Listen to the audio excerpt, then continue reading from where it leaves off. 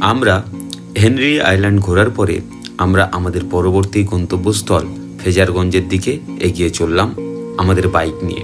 এই ফেজারগঞ্জে গিয়ে আমরা সেখানকার প্রাকৃতিক পরিবেশ, সৌন্দর্য এবং নদীর অসাধারণ দৃশ্য আপনাদের সামনে তুলে ধরব। আপনারা আমাদের সঙ্গে থাকুন আর পুরো ভিডিও দেখতে থাকুন। কেমন লাগে সেটা কমেন্ট করে জানাবেন।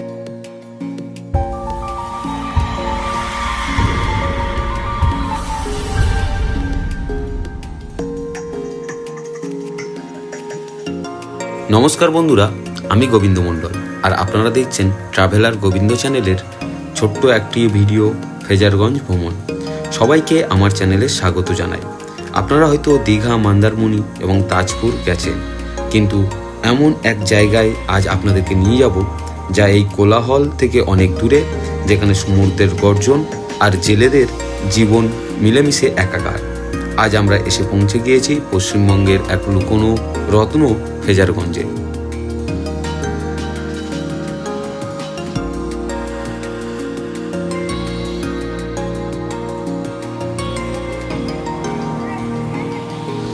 আমরা ফেজারগঞ্জে এসে প্রথমে দর্শন করে নিলাম এখানকার একটি সুন্দর মন্দির, যে মন্দিরের উপরেই অবস্থিত ব্রহ্মা, বিষ্ণু, মহেশ্বরের মূর্তি, এবং তার পাশেই আমরা দর্শন করে নিলাম একটি পুরানো ঐতিহাসিক ভাঙা বাড়ি। অনেকের মতে এটি ইংরেজ আমলের বাড়ি, আবার কেউ কেউ বলে এটা অনেক পুরানো, যার ইতিহাস সম্পর্কে কারোর জানা নেই। তবে এক সময় নদীর ভাঙনের ফলে বাড়িটি প্রায় ভেঙে গিয়েছে। সেই দৃশ্য আপনাদের সামনে আমরা তুলে ধরলাম এবং এখন আমরা এগিয়ে যাব নদীর দিকে।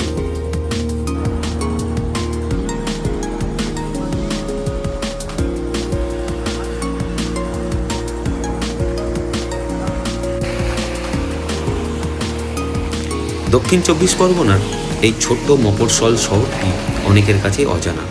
কলকাতা থেকে প্রায় 150 কিলোমিটার দূরে বকখালি যাওয়ার পথে এই ফেজারগঞ্জ পড়ে। একদিকে ম্যানগ্রোভের জঙ্গল, অন্যদিকে সমুদ্রের বিশাল বিস্তার। এই দুয়ের মাঝে দাঁড়িয়ে রয়েছে ফেজারগঞ্জ। এখানে গেলেই আপনি শুধু সমুদ্র সৈকত নয়, একই সঙ্গে দেখতে পাবেন জীবন্ত বন্দরের ছবি।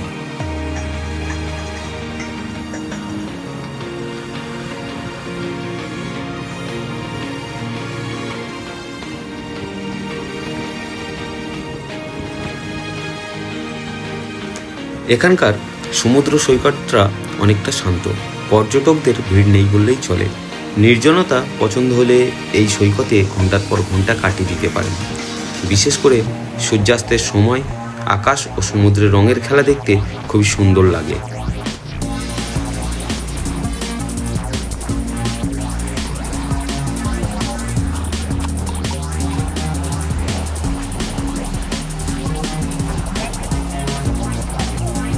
ফেজারগঞ্জে এসে শুধু বন্দর বা সৈকত দেখলেই হবে না, আরও অনেক কিছু জিনিস আছে যা আপনার মন কাড়বে। এখানকার সমুদ্র সৈকত খুব লম্বা এবং সিমেন্টের বাঁধানো। আপনি হেঁটে অনেক দূর পর্যন্ত ভ্রমণ করতে পারেন। এছাড়াও ফেজারগঞ্জে রয়েছে বেশ বড় বড় উইন্ডমিলের বিশাল ফার্ম। সমুদ্রের হাওয়ায় ঘুরতে থাকা এই বিশাল টারবাইনগুলি দেখতে দারুণ লাগে। ছবি তোলার জন্য একটি দারুণ জায়গা।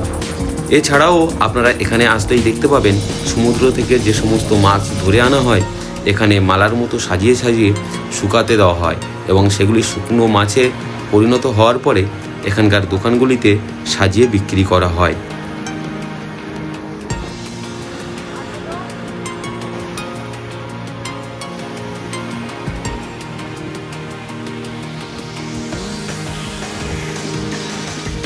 সবশেষে বলতে পারি, ফেজারগঞ্জ এমন একটি জায়গা যেখানে আপনি পাবেন নিরিবিলি পরিবেশ, মৎস্যজীবীদের জীবনের এক ঝলক এবং প্রকৃতির আসল সৌন্দর্য।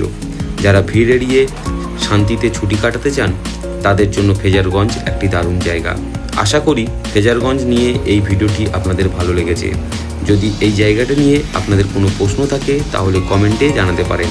আর ভিডিওটি ভালো লাগলে লাইক, শেয়ার এবং চ্যানেলটি সাবস্ক্রাইব করতে ভুলবেন না। খুবই শীঘ্রই দেখা হবে নতুন কোনো জায়গার একটি ভিডিও নিয়ে। ততক্ষণ আপনারা সাবধানে থাকুন, সুস্থ থাকুন।